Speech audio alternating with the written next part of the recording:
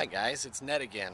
I'm a little bit cleaner this time, and this is part 2 of the 2011 expansion to the raised bed. So what I wanted to show you was just a little bit more of what I have done so far. Talk to you a little bit more about raised beds, and also talk a little bit about some of the soil and how I have put the soil in. So take a look here. This is the next step. Not quite done with it, but I've been able to mulch the path down the center. I got all the my soil mix put into each of the 3 new beds, and I got some mulching done around some of the edges. So why I do some of that is because I really think something that's missing is that when you're doing some of this, you want it to look nice for your yard. I see a lot of the videos out there where they just lay a bed out and the grass is all around, and frankly I don't think it looks all that nice. So I try to make my beds look nice and cleaned up and tidy. And secondly, putting the mulch around it really helps cut down on the grass and just provides another barrier to keeping the grass out of the beds. So let's take a look at the raised beds. The first thing I do is, where these 3 beds was all grass. It was part of my yard before. And so what I did, I found the easiest way to do it is to buy some of this material here. I don't know if you can see it.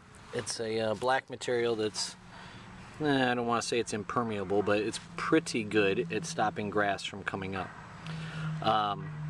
So I rolled that out. There's 2 sheets, one covering about halfway here, and then it overlaps on some of the bed, and then the other one went the other half of the bed, and I rolled it all the way down to the end, 2 long runs.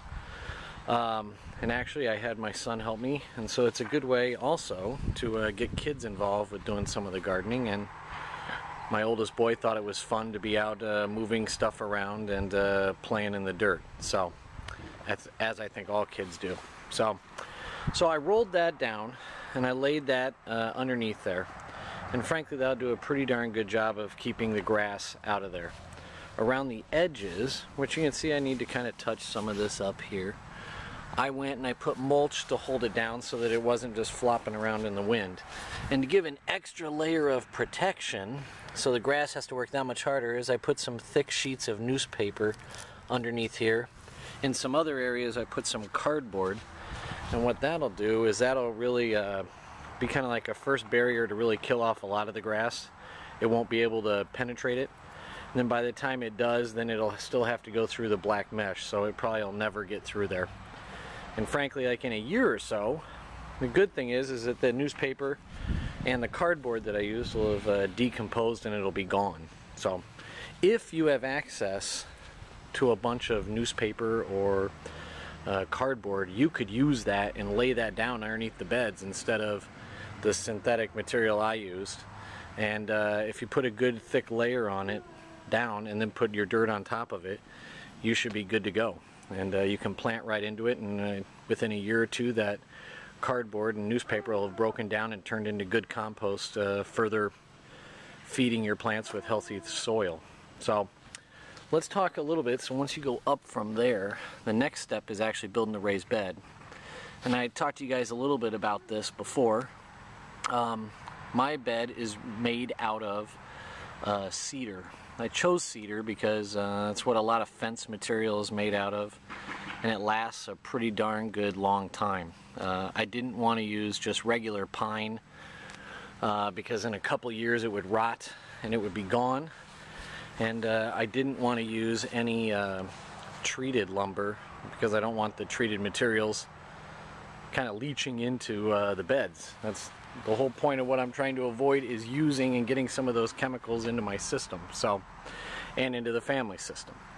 So I just got done with a buddy who sent me a book, and he had another. You can use almost anything you want, and the book he had even suggested using Haydite blocks or little blocks to build your raised bed out of. You can do that. That would be perfect to do that with. So whatever material you like. I tend to like the look of the wood, and I just think it looks like a garden, but basically you can use any material. The advantage of using You know, if we skip into talking about why you want to do this, the advantage of using a raised bed is drainage issues are solved. The water can drain away. You get to build your soil. So in a lot of parts of the country, if you think you got bad soil, it's either hard or rocky, or it's in a wet area. If you build up a raised bed, you can solve a lot of those issues in 2 seconds by building a raised bed. In addition, a lot of people have said that you actually can get more produce out of a raised bed. I tend to believe that as well. Out of my raised beds, I seem to get increased production, and I should test that. Maybe later on I'll actually test that and see if I do get those kind of results. As for, real quick here, I'll just touch on what I made the beds out of. The first thing I did with each bed is I put down, and I told you I went to Menards to get my stuff, is I actually picked up a thing of peat moss, and I had some topsoil, and on top of it I had some mushroom compost. And what I did is I laid like 1 bag of peat moss down, spread it out with the backside of a rake. You want to use the non-forked end of it, because otherwise you'll catch into the material you lay down and tear holes in it, defeating the whole purpose, because the grass will grow through that. But I put 1 block of that down, I spread that out, and then I grabbed 2 bags of topsoil and poured those into each bed, and then I used a fork and I spread that around. It does not have to be perfect. It can be lumpy and moved all over. Eventually, with the rain and the water, it'll all blend together and be fine. And then I put another block of peat moss on top, kind of like building a cake, or like in layers. And the idea being is that frankly, as the roots grow through it and as you move it a little bit over the years, it'll be fine. And the beauty of the raised beds too is that I don't really till it. This is last year's bed. I don't rototill or do anything like that. I think it destroys the soil structure from what I've read. Now, there's a lot of microbes, and frankly, if you have good soil, you're going to have good plants. And one of the ways that I have good plants is by putting on good soil, and I add new amendments each year to the top of it, and I let the rain and just the roots, all the nutrients will trickle down and will feed the soil. So I just kind of am always putting a new layer on top of the soil, and it works just great. So if you follow me here, I'll walk down to the other end.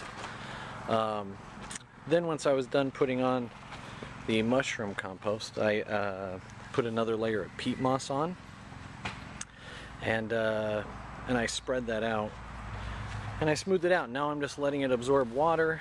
I've been watering it a little bit. You can see here, this one is not done yet. This will be in the next video. I'll show you. I'll finish this up.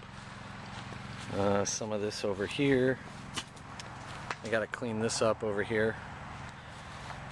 And on this side, you can see it's a little bit more of a finished product over here.